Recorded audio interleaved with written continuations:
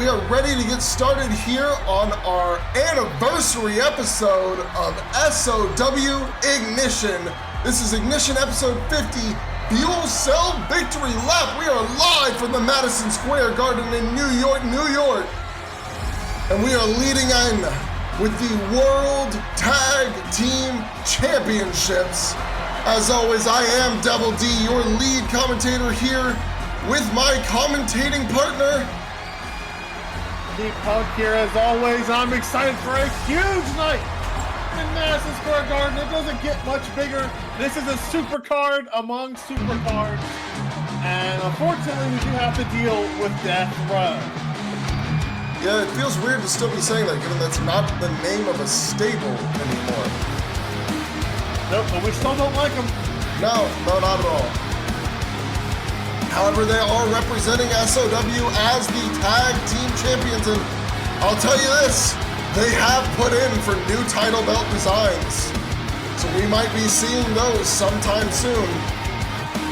We'll have to survive the honor tonight to get those new title designs, as Captain seemingly has said it is time for the Erren Empire to seize control themselves. He doesn't give a damn about what Death Row was doing. He doesn't give a damn about what the Paradise is trying to do. If Pastor is seemingly saying it's time for his group to become the premier stable here in SOW. Well, we'll have to see. I mean, Death Row has been on a hell of a streak ever since the World Tag 500. They've only had one loss. Well, the Honored have a bit of a bad history with, first off, this is normally getting tag team title matches. Oh yeah, this is their first one. Yeah, they've always made it to, eliminator matches or number one contender matches, and they fall just short to the point that some have argued that Caster had to pull some weight backstage to get them this match in the first place, despite their ranking.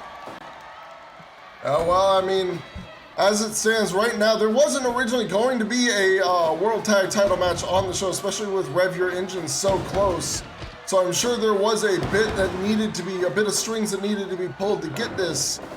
However, in terms of who would be challenging Death Row, it is, of course, the Honored at the top of the rankings for the time being. Especially under the new ranking system, the Honored stand far out ahead of every other team here in SOW. Outside of course, the champions. Looking to bring that momentum into this match and see if they can turn it into championship gold.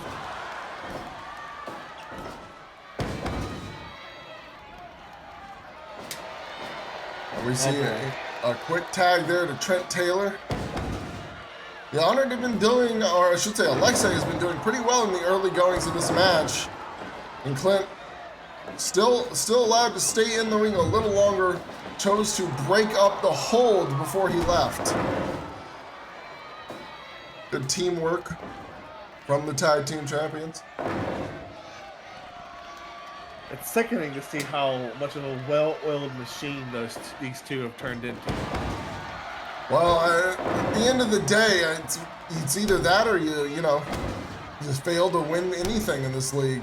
This is a tag league where you can't be, you have to be on the same page. If you're not going to be able to clinch out victories against these other top-level teams.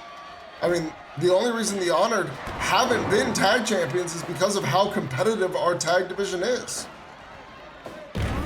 That's a fair point. I mean, like I said before, they've always been right there in the title picture, but never earning a title shot until they were essentially given one. Even, like you said, they are at the top of the rankings, but for some reason they just were not getting tag title matches, and a lot of that had to do with poor performances in number one contenders matches.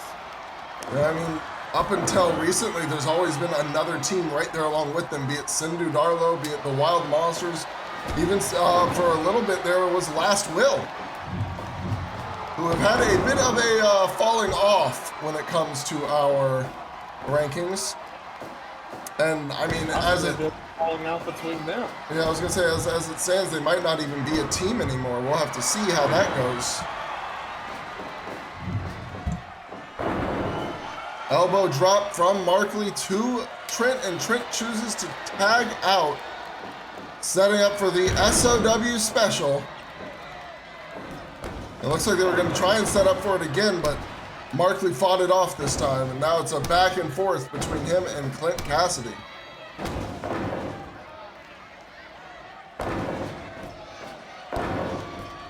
Tonight is such a stacked card, isn't it? I mean, we're going to know the rest of our finalists for the Grand Prix by the time this night is done. Yes, we will. I mean, it'll be, of course, the opening match, or I should say the match after this match, the second match, will decide, or be part of what decides Johnny King's fate in the tournament. If he can win that, then he is still alive. However, he needs to hope that Erren is unable to defeat, or I shouldn't even say unable to defeat, he should hope that Meiji is able to defeat Erren within the 20-minute time limit, because even if there is a draw between Meiji Kaito and Erren Payne, it will still result in Johnny King being unable to qualify, as Erren will have more points than him. On the flip side, like as a, you know, Team SOW here, I don't love the idea of someone from JPW getting into the finals of our Grand Prix anyway, or the semifinals rather. So, no offense to him, but I'll be rooting for Jay Wukon heavy in this next match. But right now we got a little action on the outside, big drop kick sends Clint down. Clint now back in the ring, and he's not even looking for a tag. He goes straight over to the other corner, and oh man, getting some vengeance. Heavy. Appreciate that kick to the mouth. No, not at all. Markley going up top, diving splash, but immediately kick out from Clint. A kick out of defiance almost. Like, I was just about to give the Honor credit for like holding their own so far. I mean, this has been fairly back and forth. Now Clint starting to give some punishment to Markley in this ring. Just a combination after combination. And Markley now looking to reverse, hoping to get back in it. After Clint stole the momentum. Clint stole the momentum in the Honored's corner, which was just adding a bit of insult to injury. And Markley now seizing it back. Goes back up top. Another diving splash. Oh, good cutoff, but it didn't matter because Clint kicked out anyway. But absolutely, the Honor playing interference perfectly. Oh my God! Just huge right hook there, and staying in the. Oh, actually, he sent him to the corner to tag out. Very smart. Off the ropes with a clothesline from hell, and immediately Trent Taylor capitalizes by going for the ankle lock, and he's great binding. It's deep. Yeah, Markley was not moving, and she ended up having to kick his way free from that. No easy beat. No pun intended. Now Markley tagging out. I don't blame him after that.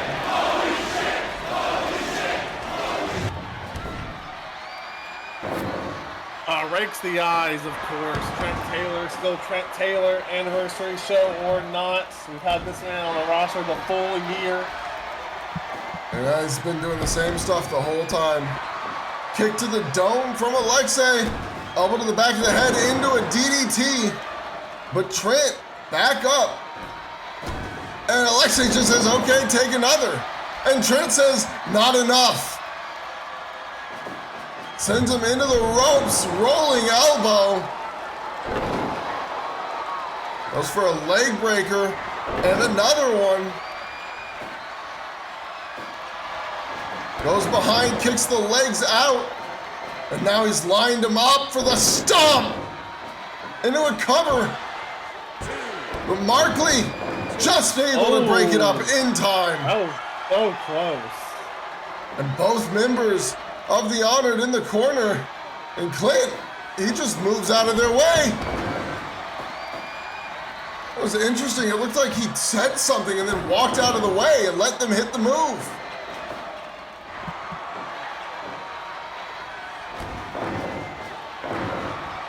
Going back a little SOW history, of course, Trent Taylor and Clint Cassidy, while they're tag team champions here 1 year later, they were actually on that first initial Emerald Block Grand Prix episode.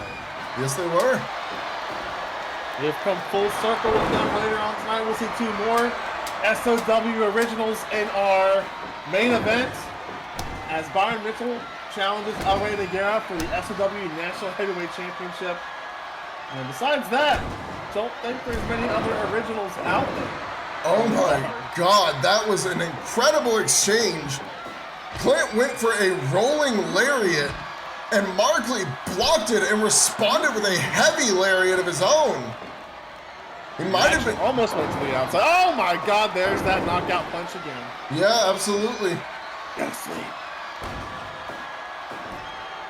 Oh. You're thinking here. Oh! Nice sit out spine bomb. And Clint loves to hold on to his back, so of course he's going to ham it up a little bit there. Big boot. Oh, was looking for a German suplex, but got elbowed in the face, and now spine buster into a cover. But not able to get the 3, 20 minutes in. Power slam from Markley sends Clint to the corner. The Honored are doing pretty good here. To last this long, I'm not going to lie, I wasn't big believers. No. Oh, here we go. He's got the Magnum Hammer locked in. Cut play is out. That is it. I announced and jinxed the shit out of that one. Death Row retain the tag titles. Yeah, you can never, ever guess when Clint's gonna pull that Magnum Hammer out.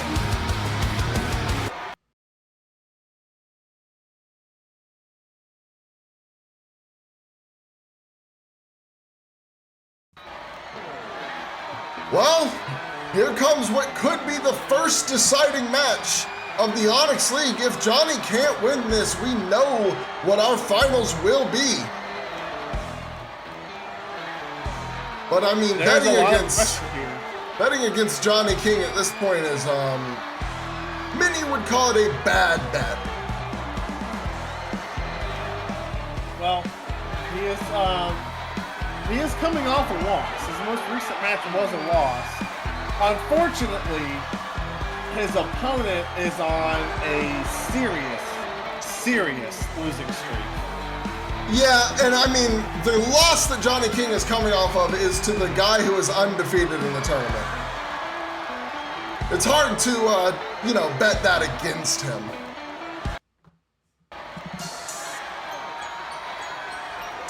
Like I said in the last match, it's hard for me to root for someone who isn't in it and on SOW when they're facing one of our own. Jay Wukon here looking to play spoiler to Johnny King's hopes and dreams, and also just, get his own record built back up. He was doing good in the early goings, and it kind of fell off for him after he had beaten both Elijah Lee and Vicario yet. Everyone else has managed to have his number. And you would think these short form matches would fit him best, but people have been keeping him on his toes.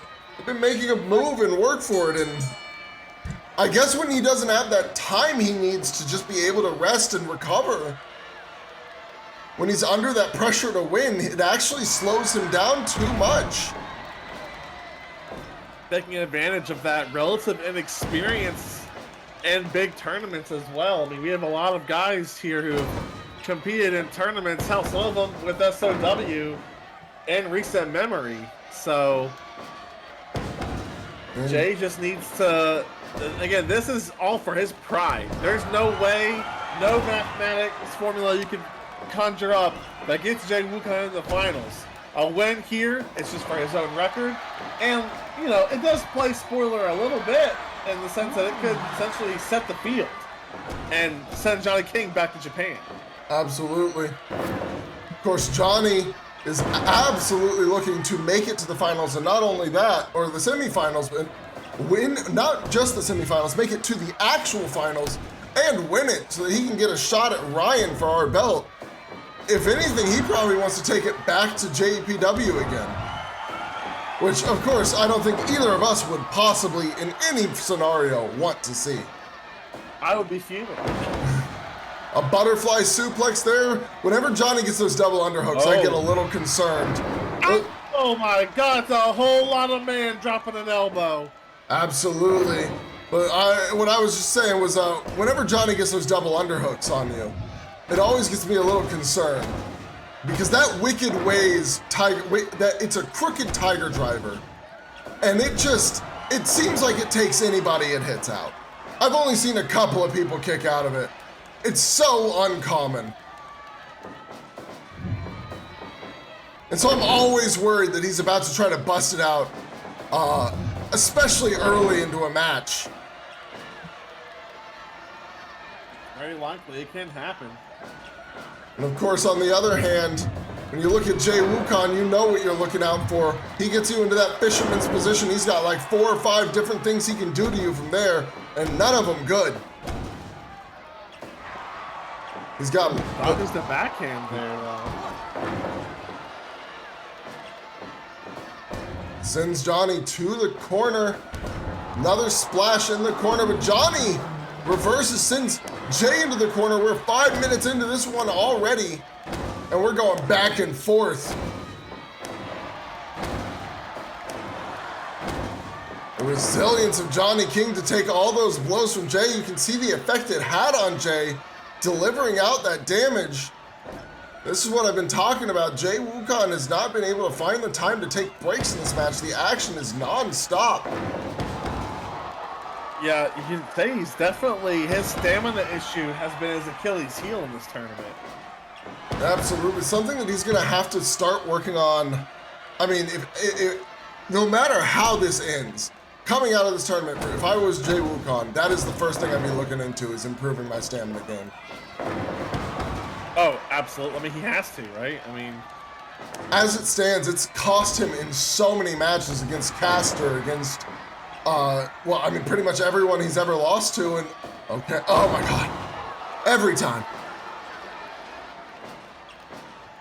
Against everyone he's ever lost to, you could see, even in a lot of his wins, when they were really close, you could see there were multiple moments in the match where he would be trying to catch his breath, trying to recover. 3. If he can get that under wraps, he might actually become a dominant force in this company. 5. Because he has He's got everything that else. potential. Yeah, he's always had that potential, really, but... Johnny, DDT to the knee, goes for an ankle lock right after. Oh, but only for a moment. Instead, pulling up Jay Wukon in a deadlift German.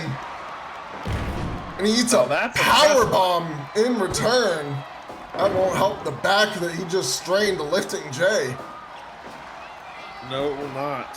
And now here comes Jay Wukon up with a dragon hammer. Oh, but able to kick out is Johnny King. There with another splash to the corner, telling Johnny to get up. Comes off the ropes. Oh, Johnny ducks under it and then catches Jay, sends him to the corner, elbow to the chin.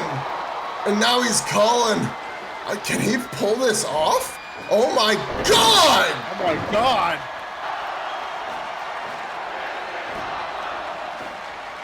They are going all out here on the anniversary episode. No, no, no, no, no! Oh my God! 3. Jay Wukon! Yeah, he took everything he had to do that dive. Just everything he had to do that dive to the outside. You could see him clutching at his stomach afterwards. And even Johnny, you can see, trying to catch his own breath.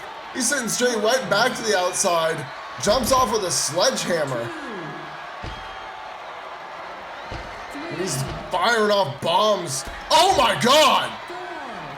Jay caught him with a huge lariat there. Jesus! That could end it. You don't want to lose via count out, Jay. Come on, man. Okay, there he goes. There he goes. For a moment, I thought he might have been out after that Olympic slam on the outside. I thought we was in big trouble. Oh, pop up to the back elbow into the elbow to the back of the head, but Johnny! He isn't done yet. And now we're going back and forth again.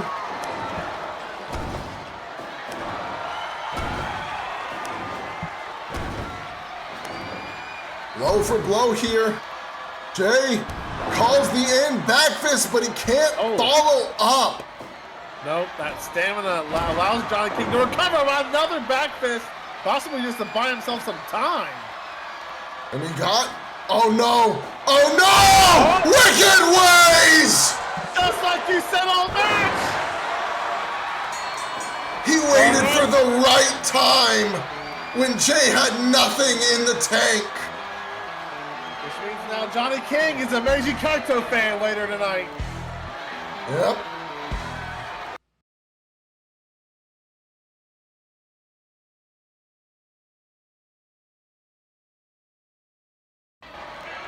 All right, it is time for us to get started with the next match, which is going to be a timed entry tag match, timed entry tornado tag.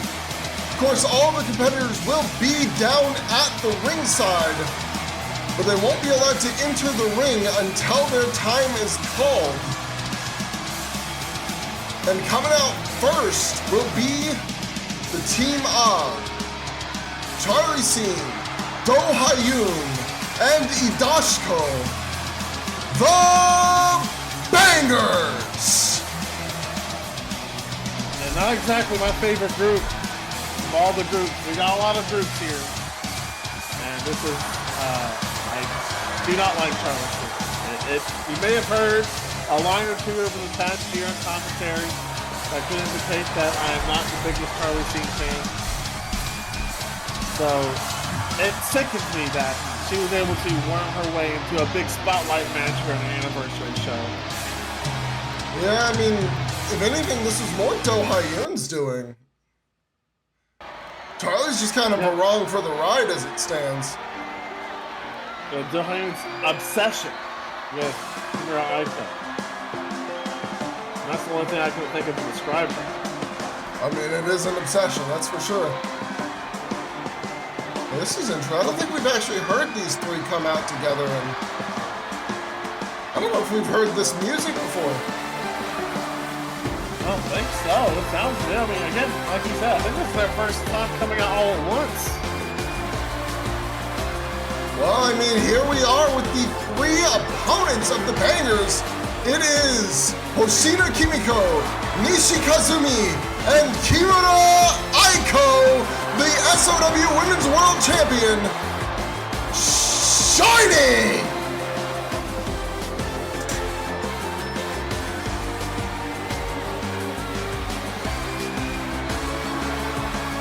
Now, these two stables have been pretty much kind of on a collision course.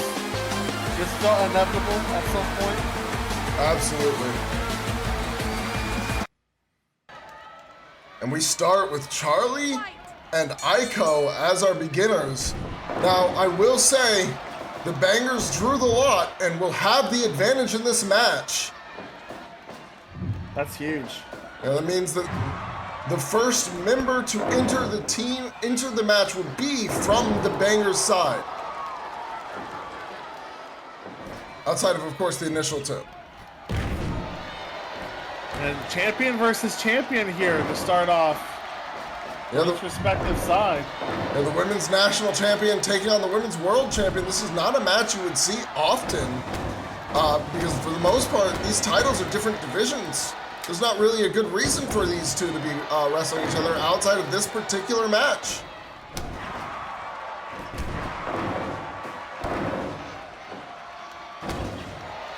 We've got Aiko relatively dominant in the early goings. Charlie trying to fight her off.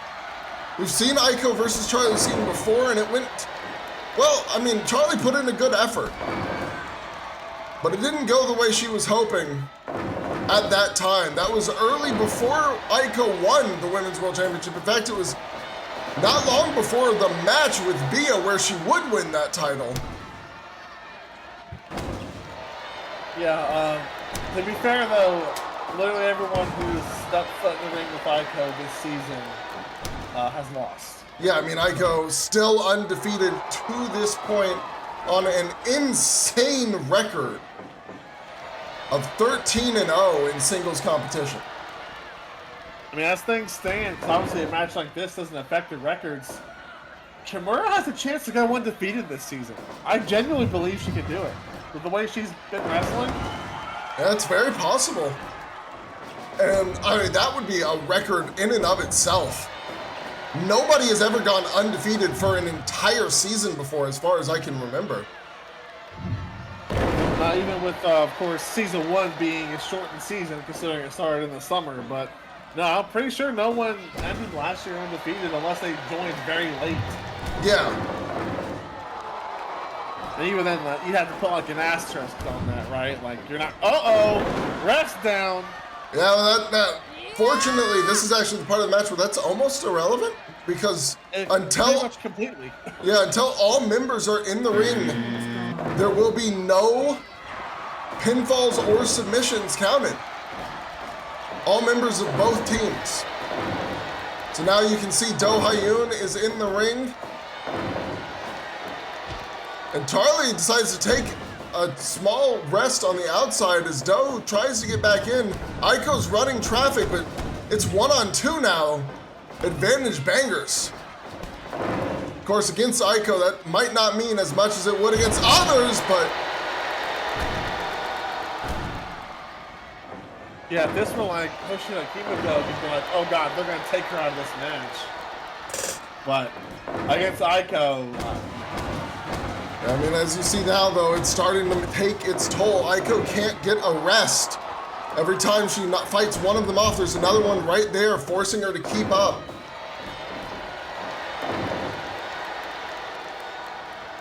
Do calling Aiko up, but Nishi playing the cut play, playing spoiler to Do, manages to slip in just in time. The bell rang just in time there. And now immediately Do sectioned off against Aiko, Nishi against her rival, Charlie Scene.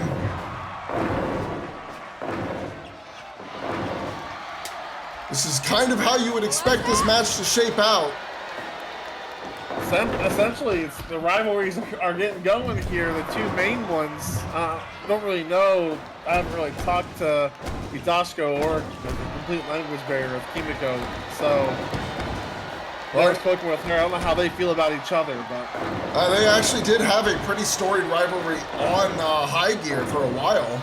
They haven't met as often as they used to, though. Ever since they, ever since things have kind of shifted into these stables, it seems they are more so going with their allies rather than directly against one another. Now, all of the bangers are in the match, so this is their last opportunity to really kind of get ahead of it in terms of dealing damage to Shiner. And they're going for it, as of course the Undead Dolls immediately grouping up on Aiko. As Charlie fights Nishi, they're looking to help Charlie against Nishi while Aiko is down. Nishi sends Hidashiko off, but Do sends Nishi off into the corner. And now it's kind of 3-on-1 here.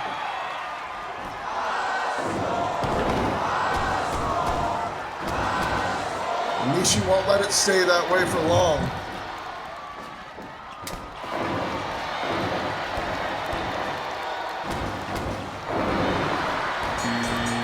All right, and now... Here we go. Oh my god, immediately into a combination on Do.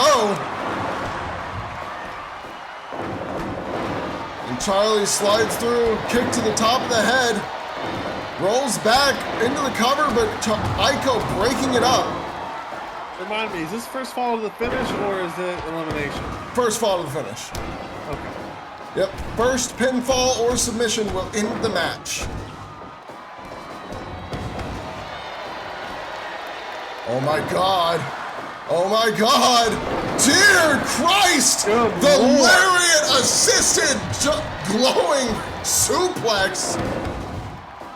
And then the roll through glowing finale. That was almost it. Hidashiko barely survived it. And both Nishi and Kimiko kept the other two members of the Bangers busy during that. That was a perfect combination by Kimiko and Aiko. That was the exact number of the Bangers you'd want to target, too. If you're trying to, I mean, no offense to her, I'm sure she'll be pissed if you even call her a weak link, but she is essentially, of the three, the unproven commodity. Yeah, I mean, that's undeniable, I would say. And now it's her, the undead dolls, once again trying to take out Aiko. But Aiko not easily taken down.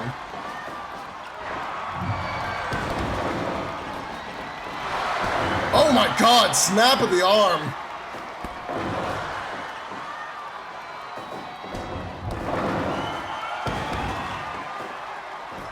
We've got Nishi trying to keep Do out of this. As Aiko is fighting off Charlie and Hidashiko with the help of Hoshima Kimiko. A big pin combination there from Nishi. And then, oh, that looks like a very familiar move to me. Yeah, that was a double trigger for sure. Some might have called it a golden trigger.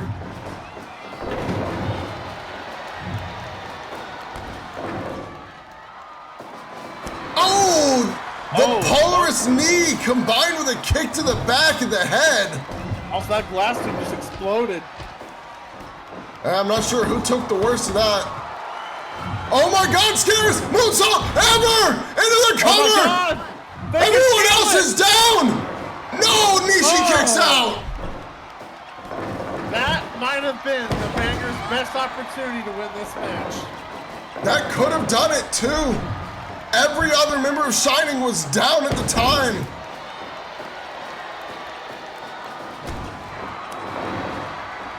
Oh my God, what is this? Oh my God! How was King able to move after that? I don't know. That was a devastating combination. Northern Lights onto Kimiko. Charlie has Nishi lined up. Oh no, we've seen how this story ends.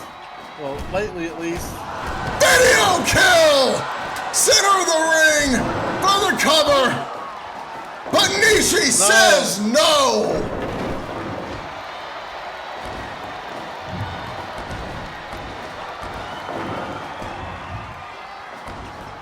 What a match.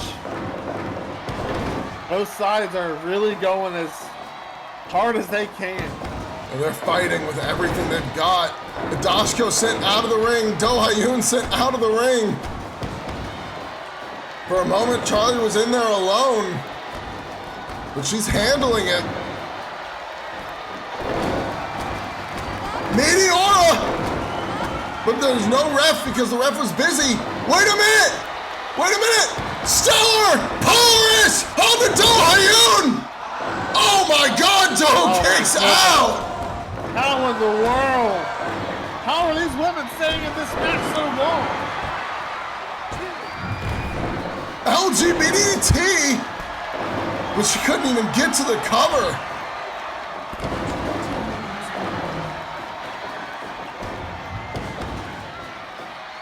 Oh, the stacked up German glowing suplex.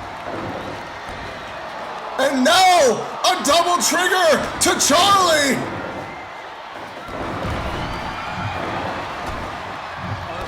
Continues. All women are kind of dealing damage right now. A brain buster from Do to Nishi. Aiko rolls through with a schoolboy, but Hidashiko breaks it up. She's never going to allow that to happen.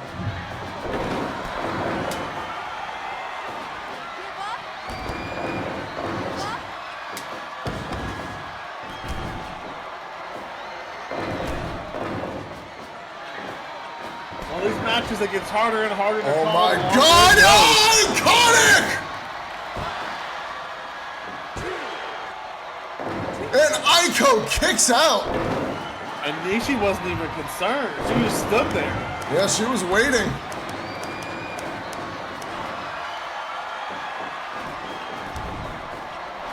And now they're paired off again, rivals versus rivals. Probably For breaks just that a up moment. first. Yeah. And now it's Nishi breaking up Do's pin attempt on Aiko. As the entire bangers are starting to look at Aiko as the problem of this match. Butterfly suplex into the cover. Wait a minute! Deep root death driver! Code breaker! Code breaker!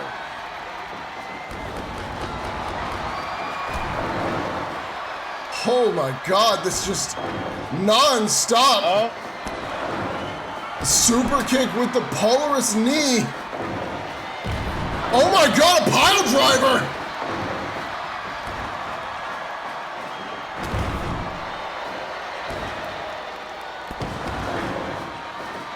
Aiko slips behind Dashko. 2 count there. Stardust trigger into the Boston Crab. And oh my God, Do tapped out! Kiniko tapped Do out! Oh, that's gonna piss her off. But Shining picked up a huge win over the Bangers. And you see Charlie is violently mad about that.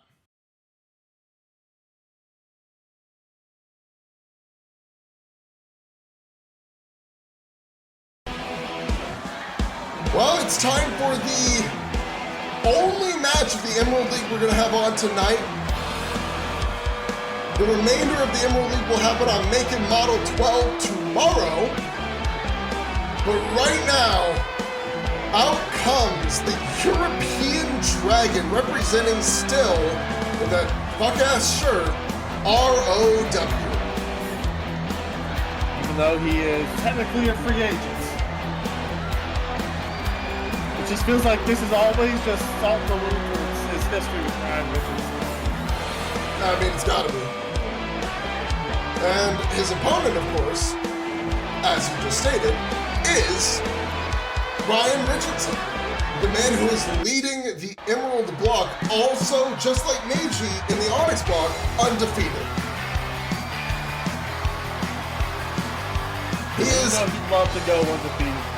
Oh. No, it'd be so perfect. Just won the world title, enters the Grand Prix, and goes undefeated in a block competition. Like, hello? Can you have a better start to a title run than that? I don't think you possibly could. And as you were just saying, he is the SOW World Heavyweight Champion, the Dragon Slayer, Ryan Richardson.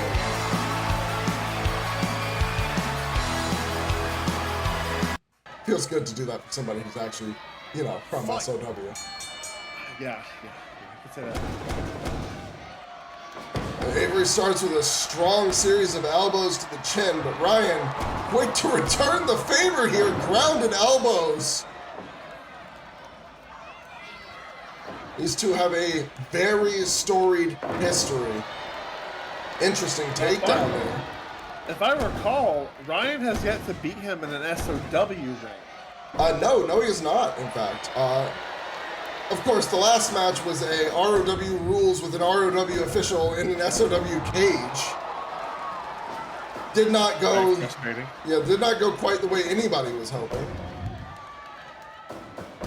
But it was for the ROW World Championship at the time, which is why they were allowed to make all those stipulations. Oh my God! Just a Draco Smasher right away. Yeah, there's no love lost between these two. They're going to go for big moves probably fairly early. And again, kind of just like what Jay was doing earlier, Avery's here he's just here to try and ruin Ryan's perfect run. Again, his ranking doesn't matter. He doesn't work here. And Ryan's undefeated. Yeah. So all Avery gets out of this is haha, you still can't beat me in SOW, and now you're essential. Yeah, I mean, and that would be a pretty big insult for the Dragon Slayer, I think. I'm sure he would take that quite personally. But I doubt he's thinking about it right now. I'm sure right now all that's going through his head is how to win this match. He's focused. Well, you know, I spoke to him only a few rounds in, and I asked him, how do you feel about going undefeated? And he said that wasn't on his mind. Each round is an individual match where he feels like he's going into it 0-0. Yeah, the goal is to go 1-0. That's, you know, that's a good mindset to have. You treat every match like it's the most important match possible. It's probably part of why he is undefeated in this. As opposed to some opponents who might have psyched themselves out before the tournament even started. And of course, huge victories over Kurata Hideaki and Castro Laketon to really solidify himself in the semifinals early. Yeah, I mean, he essentially guaranteed that neither of them would be able to beat him in a tiebreaker. And as of the last round, I should say, actually, technically, because Avery's performance has not been quite what he was hoping for, even in going into the last round, there was nobody who could beat Ryan in a tiebreaker scenario. So the only thing that could have kept him out of the tournament would be if Castor and Kurata had gone to a draw and then won their next matches. But that match had a result which guarantees Ryan not just a final entry spot, but the top final entry spot as he won his match last round. Ryan is the 1 seed coming out of the Emerald League. Yeah, which means he'll be facing the 2 seed from the Onyx League in the semifinals. Be that, I mean, as we know, as it stands right now, that could be Johnny King or Meiji Kaito. Because one thing we mentioned earlier, if Erren Payne is able to beat Meiji tonight, Johnny King won't qualify, and Erren will technically take the top seed from the Emerald League or Onyx League. And that match is. When you create a tournament, that match is exactly what you want to have happen. Yeah, you want. It comes down to the final round, and it's a rematch of Match of the Year. Like, I mean, come on. Oh yeah. But right now, Ryan, just very technical, very focused, measured offense from Ryan Richardson. Ooh, sees through the pump handle lift. We know that pump handle power slam is a big move, a big tool in Avery Edwards' playbook. He's won multiple matches with it. Now both men down for a moment, get up at the same damn time. Oh, short arm lariat, but Avery has been tired out by the constant offense from the champion, who hits a massive drop kick to the chin of the European Dragon. He was desperate, I would say, to catch his breath. And he manages to do it for a moment there. Sit out power bomb, but Ryan back up. He's a little dazed. When he was back to his feet, that meant no pin could happen. Bulldog picks him up, sends him to the corner. We're 10 minutes in. 20-minute time limit on all of these matches, remember. And Avery is lining things up, it looks like. Uh-oh. Oh, Ryan catches him and slips back in, and Avery stops short. That is our world champion for you. And now a strike exchange. Very heavy hit from Avery Edwards. Goodness. Absolutely, but Ryan slips behind. German suplex. Got laying him straight on his neck. Lamel lock. Locked in. Avery forced to get to the ropes. Ryan lets it go at the ropes before Avery actually uses them. And you know Ryan would love to tap Avery out here. Absolutely. Oh, that Michinoku driver into a short arm lariat. Goes for the cover. Ryan kicks out at 2.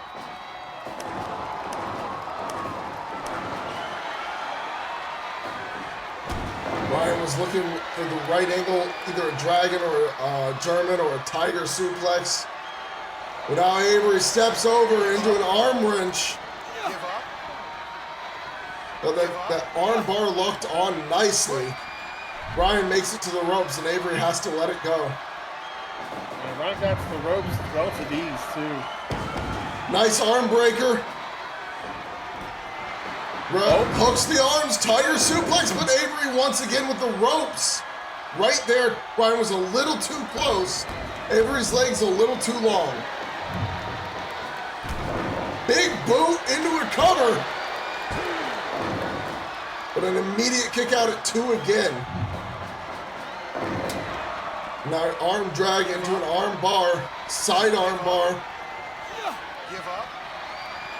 Give up. Avery manages to pull Ryan over and force his way free. Ooh, Ryan went for Northern Lights, but Avery with a headlock is really wrenching on it. Butterfly suplex from Ryan, though. And now, locking the arms up, elbow right between the neck and shoulder blade. And Ryan's thinking submission here, it seems like. Well, don't be surprised if he gets a pinfall strike out of nowhere, too. At some point, you don't want to tie. No, you don't. I mean, even though it wouldn't change anything for Ryan's math, win, lose, or draw, he's still at the top. He still wants to win. And he wants a decisive victory here. I'm sure Avery is feeling the same way.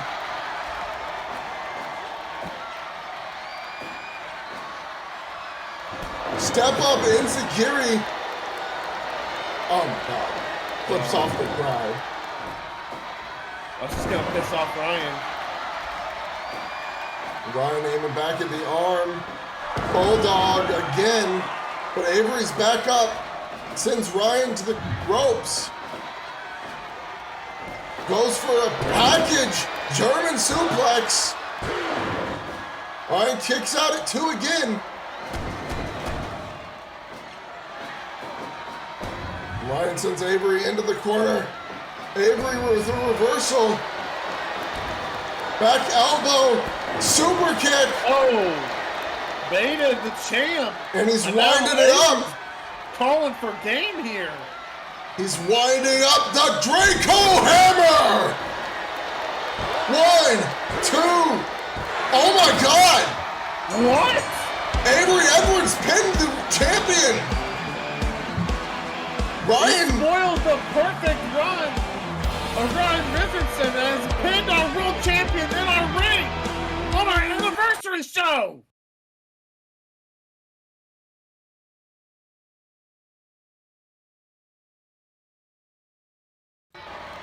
Well, now it's time for the last Queen of the Hill qualifier.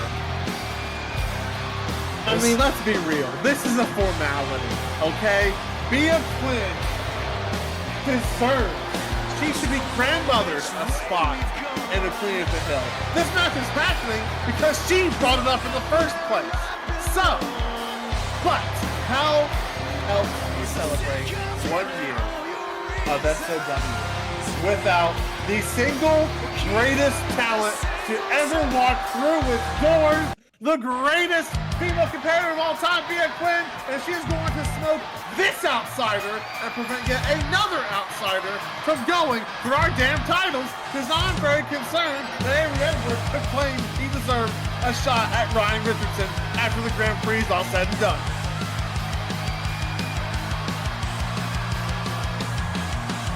You good? No. I'm crashing out over here. I can tell. So now we have, of course, the competitor for this match, which, I mean, apparently handpicked by Glory to come here and face off with Bea Quinn. This is the Mirage Genius, Nakashima Kasumi. We saw her not long ago taking on Kimura Aiko in what was a pretty excellent SOW Women's World Title match. The thing is that Glory now really think that they have talent on Bea Quinn's level, and she's talked a lot of shit. Don't get me twisted. She's definitely not made many friends. She's probably burned every bridge imaginable, I would say. I think that's probably fair to assume. But sending them here to her turf, that's the wrong move. If you're Glory and you want to get a one-up on Bea Quinn, you got to get her booked on one of your shows and have your whole roster up against her. You send them to her home turf where she's probably at her peak performance. It'll be another easy W for Bea Quinn.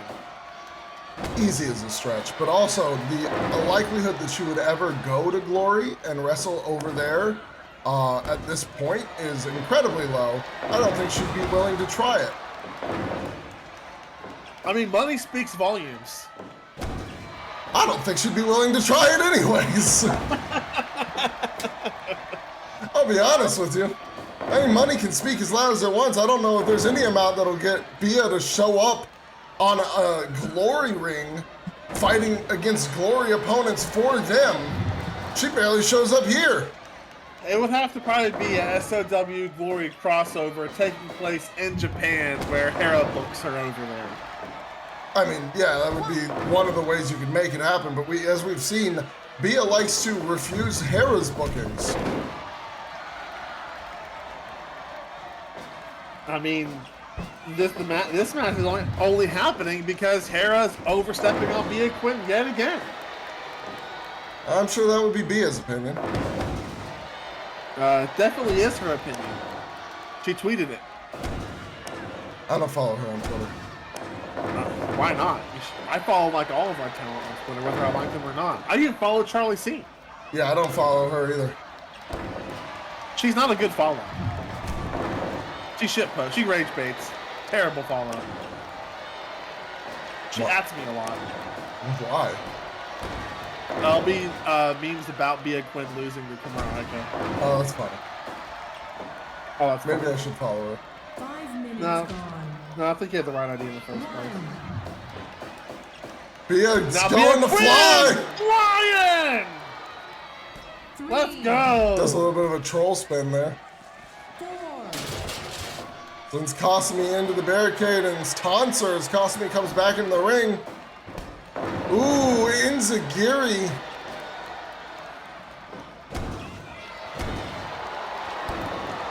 Kick to the leg from Kasumi to Bea. Bea calling for a timeout, but Kasumi not giving it to her. That's rude. A vertical suplex. Oh, Bea's saying it's over, but yeah, no, not a chance. Especially not when you're gonna put in the effort, not gonna put in the effort to actually do a good cover.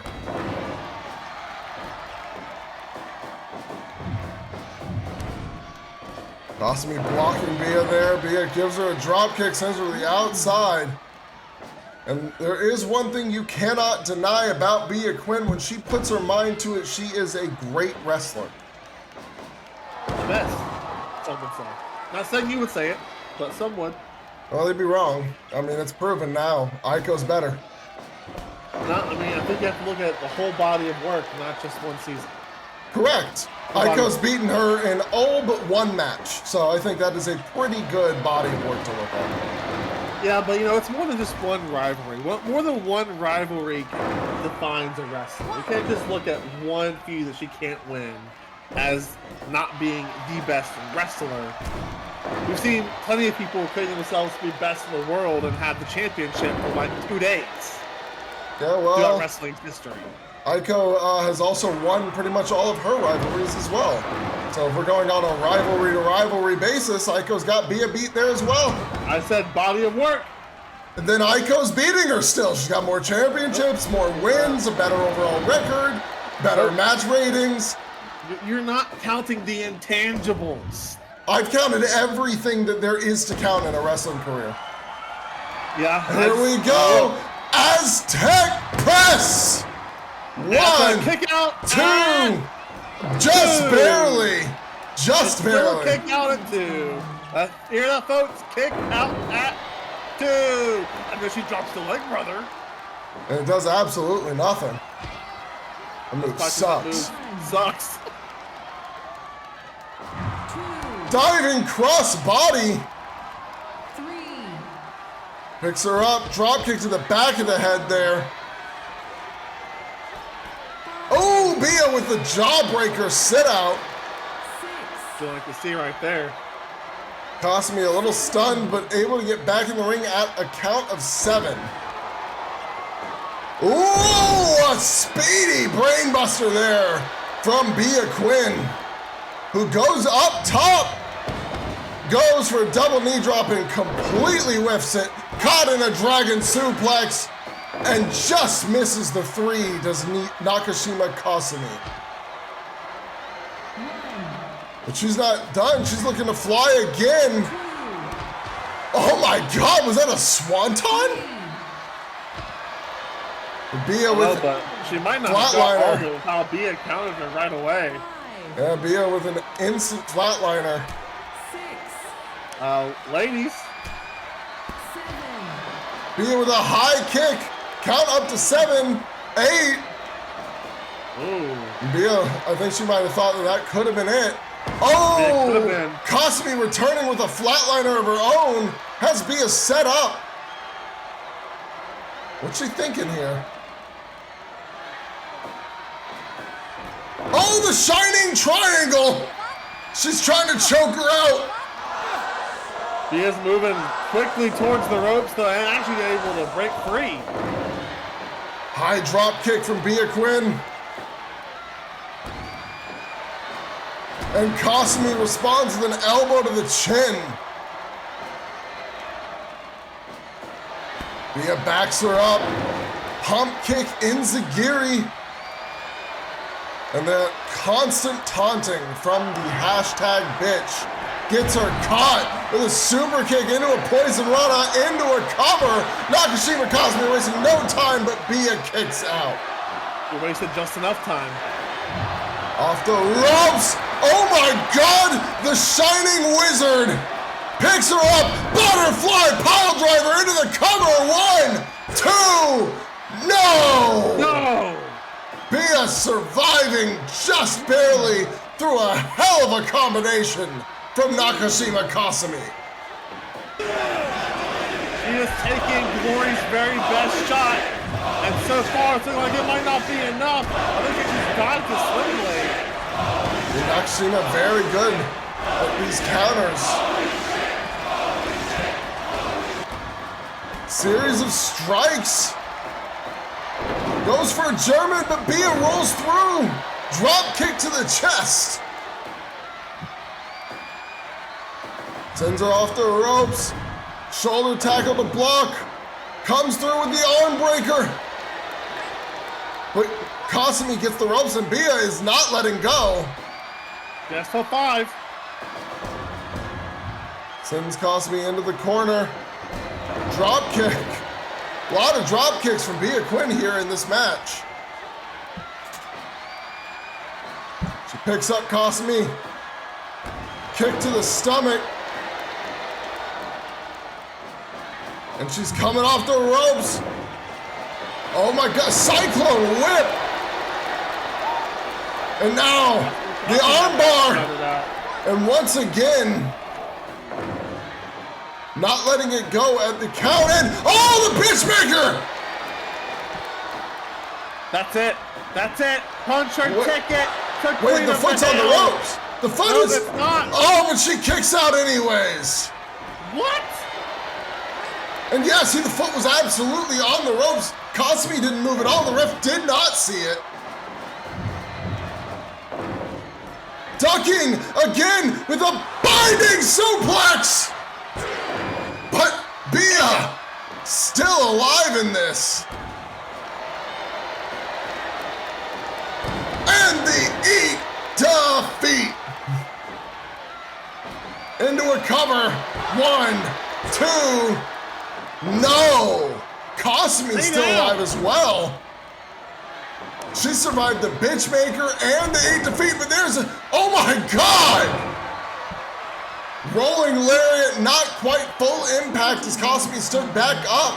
This match is 20 minutes in. I don't know who's gonna win it. Definitely irritating my soul. There's a Frankensteiner, calls for Bia to get back up.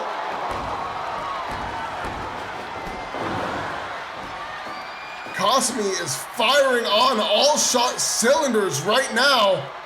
Picks Bia up, goes for the butterfly pile driver again. Bia counters it though. And the bitch maker! The second one's gotta do it. 1, 2, 3. Like I said, they can bring their best, but it doesn't matter when SOW has Bia win.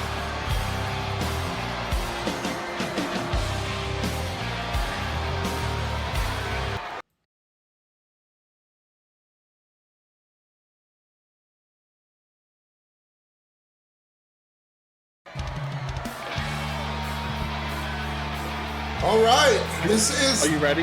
I think, the biggest match in the entirety of the Grand Prix. Probably one of the biggest matches we've had in a long time in terms of matches on Ignition. I mean, yeah, it's definitely one of the biggest in Ignition history. Not quite the biggest, but it's surely up there. And this could decide, I mean, this will decide everything for the Onyx League semi-finalists. Either Erren Payne pulls out a draw or a win and solidifies himself in the semifinals, or Meiji Kaito goes undefeated and is joined by Johnny King. So if Meiji does win, he will be the only man to go undefeated in the Grand Prix after that shocking loss earlier.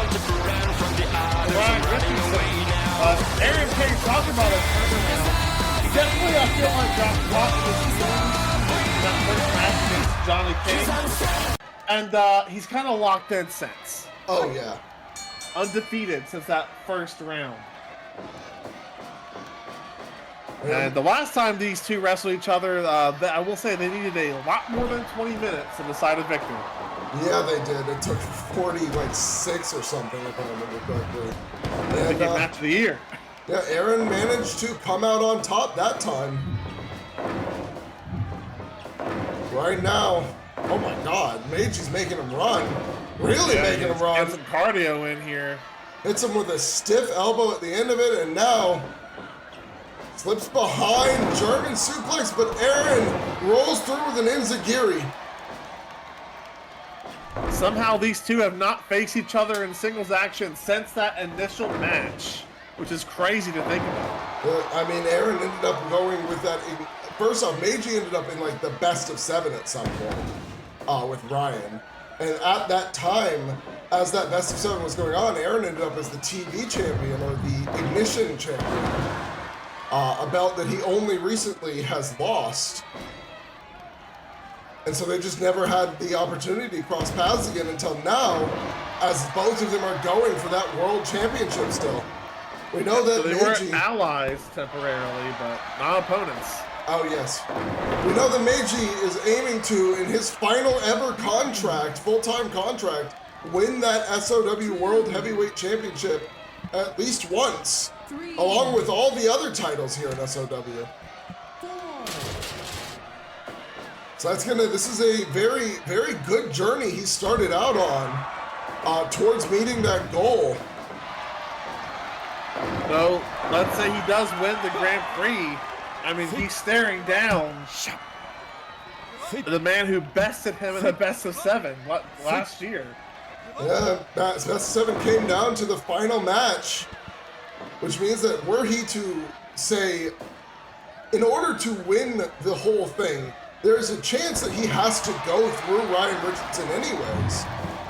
So he could end up making it 4-4 between the two of them, ahead of a main event match on Burnout for the world title.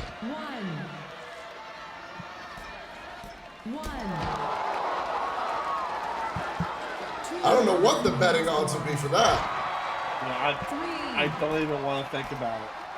We've got the Anaconda Vice, but it's on the outside where you cannot get the fall. However, that was just about inflicting a little bit of damage before he slipped back into the ring.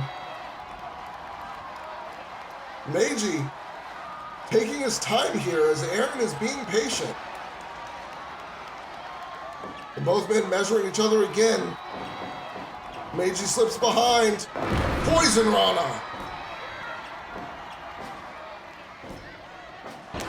Ooh! I heard that from the back. Nice slip through from Erren, but immediately caught with an arm drag.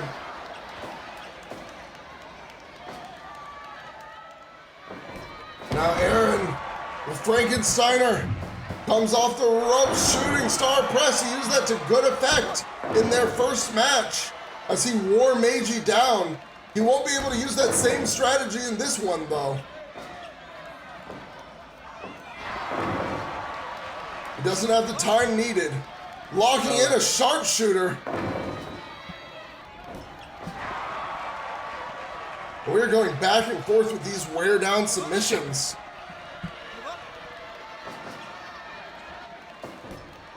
Another Frankensteiner. Oh, bit of a misstep there. And now he's wrenching at the neck. I mean, you have to consider, I think I heard you correctly earlier, if they tie, Erren still makes it. Yes. So, if you're Erren, of course, if you feel like you can't get the W in 20 minutes, you just have to last 20. Yeah. As long as you can do that, you're good. Now, is Erren that kind of competitor? Yosha. I don't know. Is Meiji that kind of competitor to allow Erren to stall for 20? I don't think so. Meiji won't stop putting on the pressure until he's got you beat or you've got him beat. If the bell rings, it's because you actually survived him.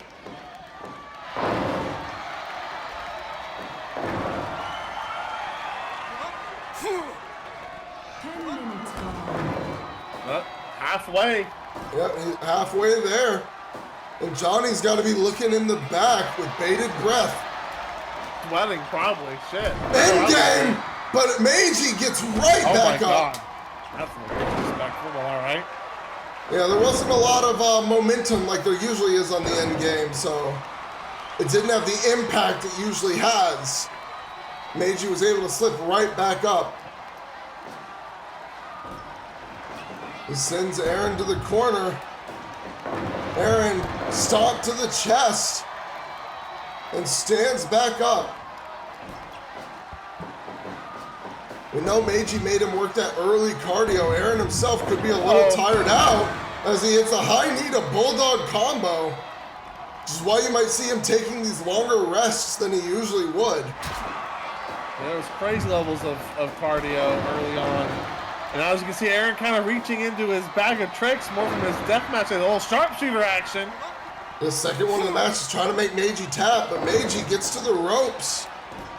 And that's Byron Mitchell how easy it is to make Meiji Kaito tap. Yeah, I think he only managed to knock him out. Yes. Only one man in SOW has ever made Meiji Kaito tap out. It's a man nobody would have expected, as far as I can remember at least. That would be kick-ass sharp. It's just kick-ass, yeah. Still can't Though it believe wasn't that. a cage match, but you know. Yeah, I mean, yeah. Extra damage dealt there. Tornado tag cage match for that. Oh, low drop kick to the knee from Meiji, and wait a minute, the Shining Star!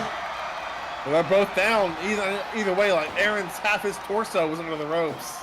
Yeah, I don't think that was going to end in a pin anyways, but it inflicted a good amount of damage. And now Erren looking to take back control here in the match. That short-range in-game lariat gets the cover this time for a 2. That short range, that's more designed to deal damage than it is to actually secure pinfall victories. He's managed to pin with it before, but usually only after the match has already gone on for quite some time. Right, you're looking at a longer match there. Less than 20 minutes. God. Nice maneuver. Opponent, like Meiji, it's not going to get it done. No, it's not. And I'm surprised he's still trying to go for it after it didn't work the first time. But Oh my God, pile driver! Into a cover. 1, 2, no. Well, that's an impressive kick out from Meiji Kaito right there, because that was a, oh my god. Oh, okay. He always makes my heart skip a beat when he puts a man on his shoulders. Wait, the kick to the gut, the shining star. He's not done. Enzui, that's the double. Goes for the cover. 1, 2. They did it. Wow. A series of shining stars managed to pull it off just long enough. Meiji undefeated, and that means Johnny King is going to the finals. Or the semifinals. Upsetting.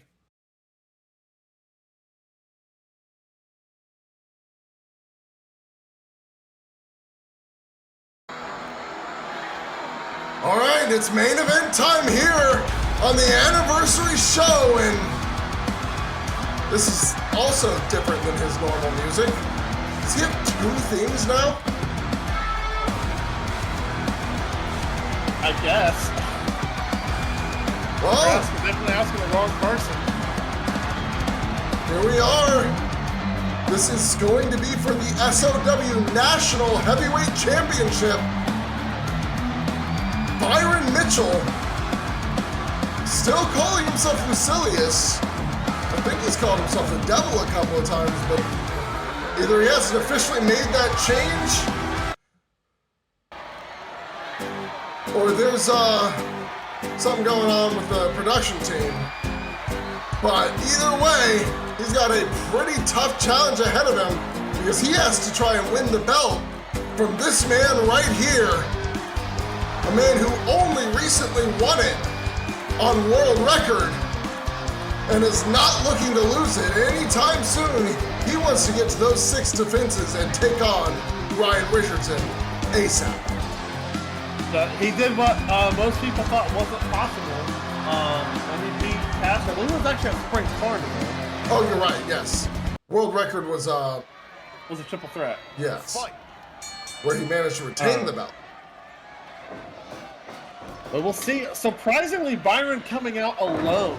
I'm not surprised that Rey didn't bring out the rest of his group, probably in response. But I think a lot of us expected to see other members of the Paradise accompany Byron to this match. But in a way, is that almost like disrespectful towards Rey? He's like, I don't even need help to beat you. Yeah, I mean, we saw how instrumental Beelzebub was to the match against ZC Woods. But maybe Byron is saying that wasn't actually necessary. I'm sure ZC Woods would disagree with that assessment. Well, probably. Though, honestly, if his performance in the Grand Prix is anything to go by, don't kill me later, ZC. But it almost feels like maybe there would be some truth to that statement.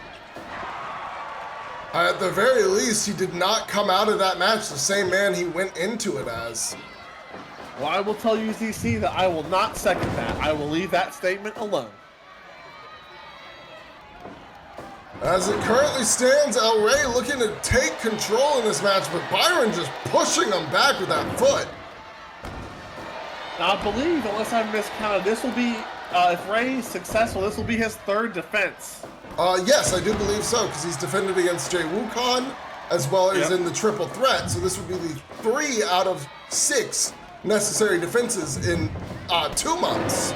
So he'd be close. He'd only need 3 more within the next month.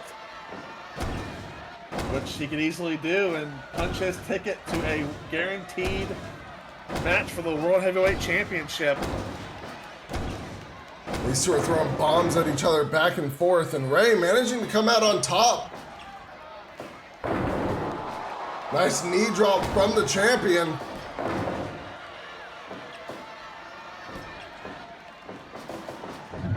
Sends Byron to the ropes, but Byron with a block.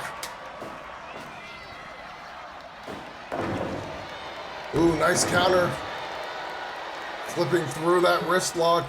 And then hits that big boot to the chest again. Sends him to the ropes. Rolling soul butt. 5 minutes gone. And remember, everybody, this is for the National Heavyweight Championship. which means that Rey de Guerra does have the champion's advantage. If this match ends in countout or DQ, he will retain the title. So you actually, if you're Byron, that might be part of the reason that the Paradise isn't here. That's true. If they get caught, all of a sudden Byron is the back of the line, and that's definitely not what the Paradise is looking for. No, Byron is looking to win this title here.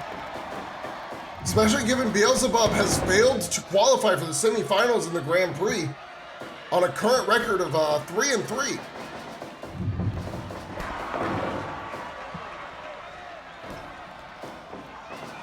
Some might say they put all their eggs in one basket and it didn't pan out for that world title. Yeah, for sure. So they haven't made any statements of concern about it. So I'm not quite sure if they were really expecting him to win it or not.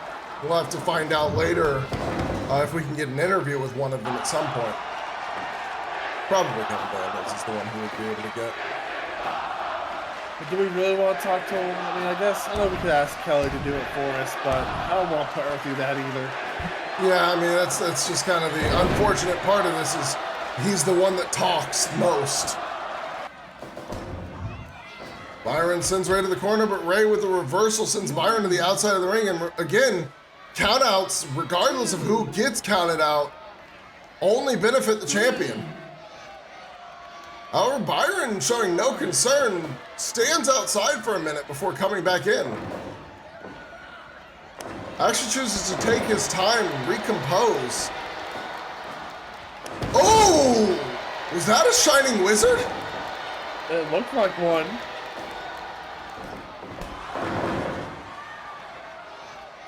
Just popped that out. I think out of nowhere.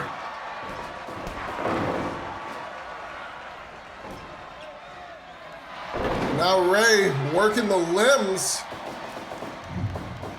Off the ropes, but again blocked. Sends Ryan again. This time hits him with a drop kick. We are 10 minutes into this title match.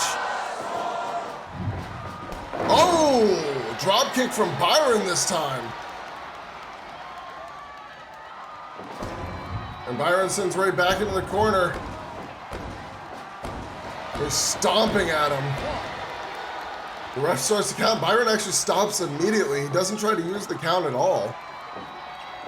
Doesn't want to risk possibly losing control of himself, and then that champion's advantage that you mentioned before comes into play. Yeah, it's very smart. Not taking any risks with winning that title. Does the damage he can do before the count starts, and then stops when the count does begin.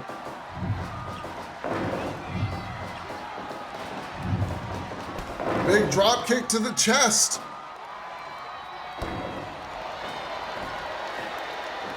But it's Byron who's back up and in control. Body slam to the center, goes for the cover, but Rey picks out immediately.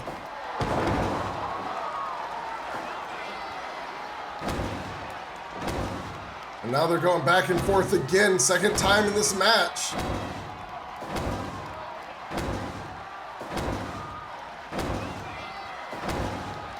Goodness, the heavy strikes from both men. And Byron slamming Rey's head into the mat ferociously. Goes for a cover, but Rey could not expect that to have done much other than make Byron get up. Not allowing him to rest. Again, going back into a cover, and another one. Yeah, those are definitely the make your opponent use up energy to kick out kind of pins.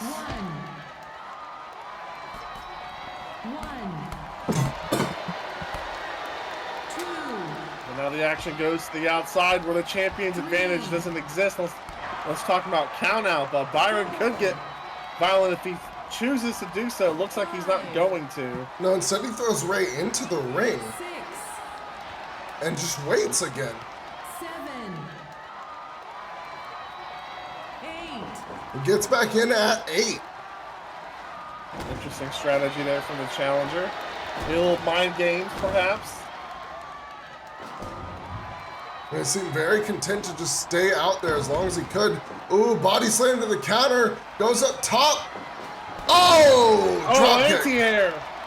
I think he was going for some kind of Meteora or flying drop kick. Got caught by a counter. Oh, God. Punch to the stone, and he just busted Rey open with that. You can see the blood gushing from the mask onto his chest. Yeah, he's bleeding pretty heavy.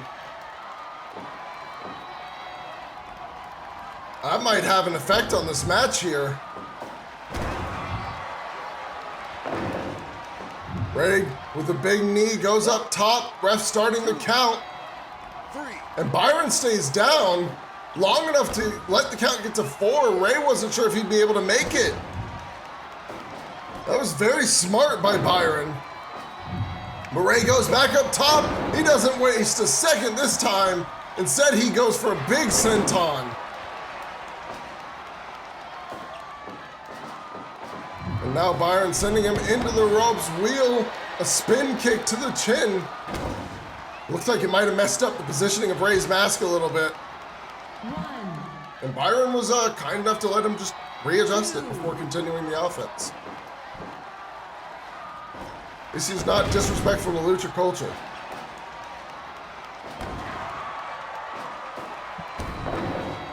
Now Rey with these aggressive shoulder butts, trying to wear down Byron. Give up. Legs are caught, kicks to the side. That'll really cause some damage to the ribs, as well as the kidney area. Blood just all over this corner. Yeah, Rey might be causing Rey's mask to be a little more slippery. He keeps adjusting it. Oh my now Byron's God. gonna make him bleed some more. Smashing his face into the mat. Rey with a strong elbow. Art de Guerra! That could be it. 1, 2, no! Whoa! Big kick out from Byron Mitchell. Into the Devil's Clutch! The Devil's Clutch! Give up.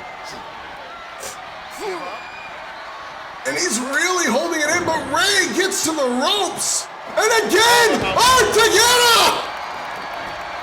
1, 2, no! You gotta be kidding me. These two just went all out on each other, but this match isn't over. Now Byron off the ropes, Shining Wizard through the ropes! Where did he learn that from? I don't think I saw that at all. Oh my God, what a fist drop! German Dragon, this is a Chimera suplex! But it's not enough! Rey survives! Wait, the BAM! DDT! Into the cover! 1, 2, no! No! Rey's still fighting somehow. Goes for another one! But not enough still. Byron seems frustrated. You can see all the kids on the edge of their seats in the crowd, hoping for their guy Rey to pull off the victory here at Fuel Cell Victory Lap, but Byron's got other plans. Huge rolling kick to the chin.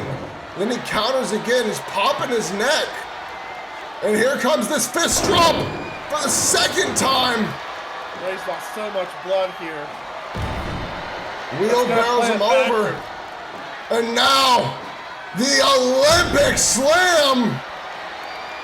And he's going for the cover. 1, 2. It does it.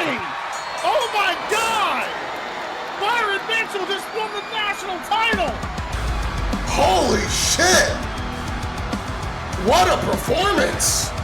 Rey's dreams of the World Championship just ended. What a way to end the first year of SOW. I mean, we started the year with Byron holding a gold, and now we're ending the year and moving into our second year and the second half, continuing the second half of our second season. Byron's a champion again. I don't know what this means with the Paradise, but for now, that's all we've got. As always, I'm your lead analyst, Devil D, and I'm always here with my co-commentator, D-Punk. and we're going to have to sign off. We'll see you guys next week.